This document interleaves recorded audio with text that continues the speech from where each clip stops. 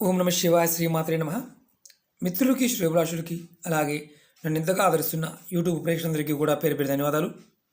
మిత్రులరా, మీ అందరికీ కూడా ఆ పరాదేవత ఎల్లవేళలా మీ మనోవాంఛ నెరవేర్చాలని మనస్ఫూర్తిగా కోరుకుంటున్నాను. ఈరోజు మనం అద్భుతమైన ఉపాయం తెలుసుకుందాం. ప్రతి సంవత్సరం స్త్రీలు కానీ పురుషులు కానీ ఏ వయసు వారైనా సరే దైవదర్శనం చేసుకొని స్వామివారికి పువ్వులు పళ్ళు సమర్పిస్తే వారికి జీవితంలో అద్భుతమైన ఫలితాలు కలుగుతాయి. ఏ రాశి వారు రాశిని బట్టి ఏ దైవాన్ని దర్శనం చేసుకోవాలి, ఎలాంటి పువ్వులు సమర్పించాలి, ఎలాంటి పళ్ళు సమర్పించాలి, ఈ విషయం తెలుసుకుందాం. ఇలా చేయటం వల్ల ఖచ్చితంగా మీకు సకల సౌభాగ్యాలు కలుగుతాయి. అలాగే సుఖజీవనం, జీవితంలో కష్టాలు రాకుండా ముందుకు వెళ్ళడానికి అవకాశం ఉంటుంది. అలాగే మనసులో ఉన్న కోరికలు నెరవేరుతాయి. ముందుగా మనం మేషరాశి వారి గురించి తెలుసుకుందాం. అలాగే మీకు ఈ వీడియో నచ్చినట్లయితే లైక్ చేయండి, నా ఛానల్ సబ్స్క్రైబ్ చేసుకోండి, పక్కనే ఉన్న గంట సింబల్ని యాక్టివేట్ చేసుకోండి, 10 మంది మిత్రులకి షేర్ చేయండి. మేషరాశి వారు ఎప్పుడూ కూడా చవితి రోజున సంవత్సరంలో ఒక్కసారైనా సరే కంపల్సరిగా గణపతి దేవాలయానికి వెళ్ళాలి, విఘ్నేశ్వరుడి యొక్క గుడికి వెళ్ళాలి. సంవత్సరంలో ఒక్కసారైనా కంపల్సరిగా వెళ్ళి తీరాలి. వారు వీలైనప్పుడు అంటే చవితికి కంపల్సరిగా వెళ్తూ ఉంటే, అంటే ఏ చవితికైనా సరే వెళ్ళవచ్చు. సంవత్సరంలో ఒక్కసారైనా సరే కంపల్సరిగా చవితి నాడు వెళ్ళి దర్శనం చేసుకొని స్వామివారికి ఎరుపు రంగు పువ్వులు సమర్పించి, అంటే గులాబీలు కావచ్చు, కనకాంబరాలు కావచ్చు, అలాగే ఎర్ర గన్నేరు పువ్వులు కావచ్చు, ఇలాంటివి సమర్పించి స్వామివారికి కమలా పండు కనుక సమర్పిస్తే మనకి ఎవరైతే మేషరాశి వారు ఉంటారో వారికి సకల సౌభాగ్యాలు కలుగుతాయి, మనసులో ఉన్న కోరికలు నెరవేరుతాయి.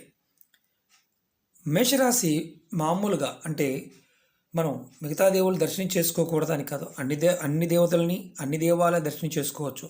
కానీ విశేషమైన ఫలం కావాలి, విశేషమైన ఫలితం కావాలనుకున్నప్పుడు కంపల్సరిగా గణపతి దేవాలయానికి చవితి నాడు వెళ్ళండి. అలాగే వృషభరాశి వారు శివాలయంలో శివదర్శనం చేసుకోవాలి. చక్కగా శంకు పుష్పాలు దొరుకుతాయి, బ్లూ కలర్వి, నీలిరంగు పుష్పాలని స్వామివారికి సమర్పించాలి. అలాగే పచ్చ అరటిపళ్ళు, ఇప్పుడు ఇవి ఎల్లో కలర్ ఉన్నాయి కదా, పచ్చగా ఉండే అరటిపళ్ళు దొరుకుతాయి, వాటిని స్వామివారికి సమర్పించాలి, అంటే ఆకుపచ్చ రంగులో ఉంటాయి.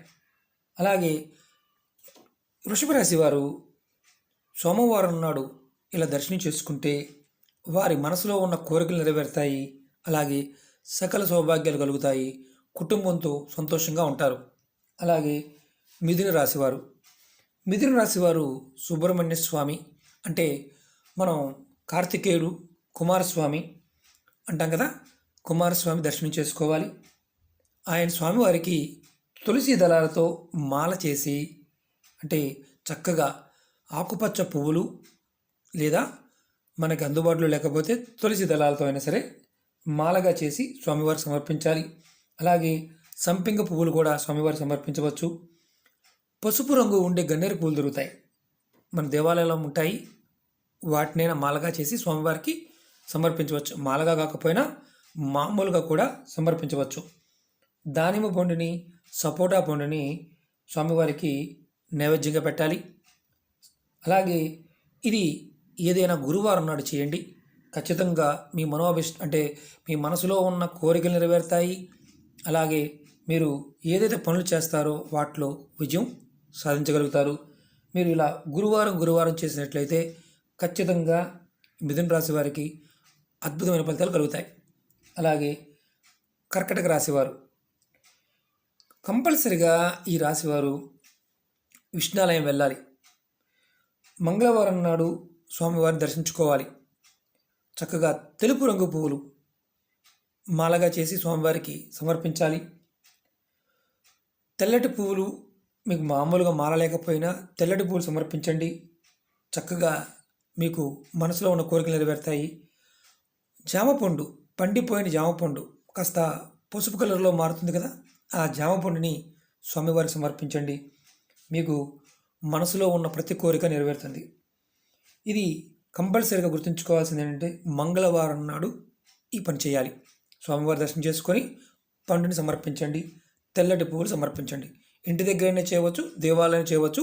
ఈ రాసుల వారందరూ కూడా ఇంటి దగ్గర చేయవచ్చు, దేవాలయంలో కూడా చేయవచ్చు. అలాగే సింహరాశి. సింహరాశి వారు కంపల్సరిగా రామాలయ దర్శనం చేసుకోవాలి. బుధవారం నాడు చేయాలి. అలాగే పసుపు అంటే మామూలుగా మనకి పసుపచ్చు పువ్వులు ఉంటాయి, మన చామంతులు కావచ్చు, అలాగే పసుపు కలర్లో ఉండే పువ్వులు స్వామివారికి సమర్పించాలి. అలాగే ఇలాంటి పసుపు కలర్లో ఉండే అరటిపళ్ళు, పసుపు పచ్చ అరటిపళ్ళు స్వామివారికి నైవేద్యంగా సమర్పించాలి. మీకు ఏదైతే సమస్యలు ఉన్నాయో సమస్యలు తొలగిపోయి మీ మనసులో ఉన్న కోరికలు నెరవేరుతాయి. భార్యాపిల్లలతో సంతోషంగా ఉంటారు. అలాగే కన్యారాశివారు. కన్యారాశివారు లక్ష్మీనరసింహస్వామి దర్శనం చేసుకోవాలి. అది కూడా శుక్రవారం నాడు దర్శనం చేసుకోవాలి. తెలుపు రంగు పువ్వులు సమర్పించాలి. అలాగే స్వామివారికి ఖర్జూర బొండిని సమర్పిస్తే కన్యారాశి వారికి చేస్తున్న వృత్తి వ్యాపారాల్లోనూ, అలాగే భార్యా పిల్లలతోనూ, అలాగే మనసులో ఉన్న కోరికలు కూడా నెరవేరుతాయి. ప్రతి శుక్రవారం నాడు ఇలా చేసి చూడండి, అద్భుతమైన మార్పుని చూస్తారు. అలాగే తులారాశివారు. తులారాశివారు బాగా గుర్తుంచుకోవాల్సిన విషయం ఏంటంటే శ్రీకృష్ణ దర్శనం చేసుకోవాలి. కృష్ణాలయ దర్శనం చేసుకోవచ్చు, లేదా ఇంటి దగ్గర కూడా కృష్ణుడిని ఆరాధించవచ్చు.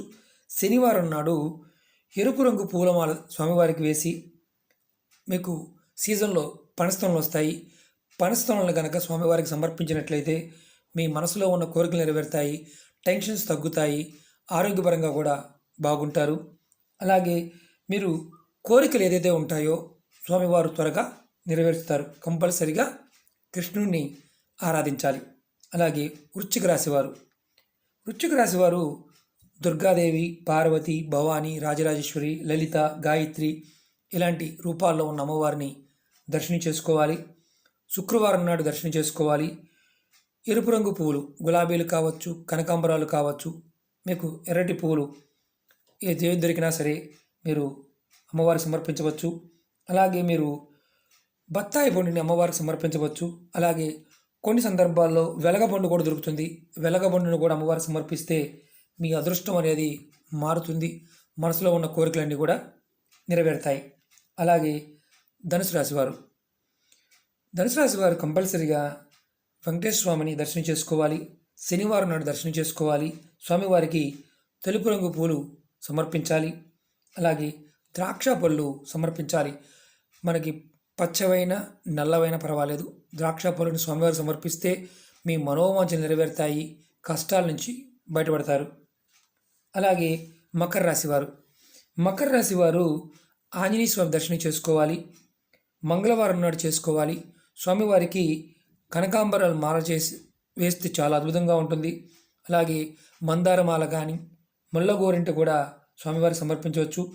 స్వామివారికి పసుపు పచ్చ అరటిపళ్ళు మనకు దొరుకుతాయి కదా, వాటిని సమర్పించాలి.